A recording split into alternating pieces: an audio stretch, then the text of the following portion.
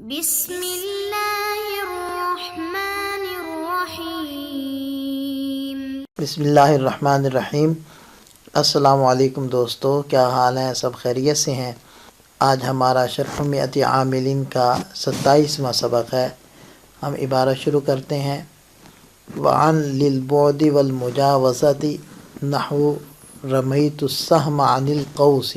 ترکیب دیکھ لیں۔ وہ عاطفہ، عن مبتدا، لام حرف جر، بعد معطوف علیہ، وہ حرف عطف، المجاوزہ یہ معطوف علیہ معطوف مل کر لام کے مجرور ہو جائیں گے اور یہ ظرف مستقر ہو کر عن کی خبر بن جائے گا۔ مبتدا خبر جملہ اسمیہ خبریہ ہو جائے گا۔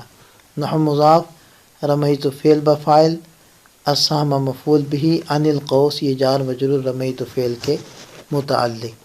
یہ جملہ فعلیہ خبریہ ہو کر نحو کا مضاف الیہ ہو کر مثالہ کی خبر، مبتدا خبر جملہ اسمیہ خبریہ ہو جائے گا۔ ترجمہ دیکھ لیں۔ عن بعد اور مجاوزت والے معنی کے لیے استعمال ہوتا ہے، جیسے رمیت السہم عن القوس، میں نے تیر کو کمان سے پھینکا۔ یعنی عن یہ بات بتانے کے لیے آتا ہے کہ عن کا ما قبل عن کے ما بعد سے آگے بڑھ گیا اور دور ہو گیا۔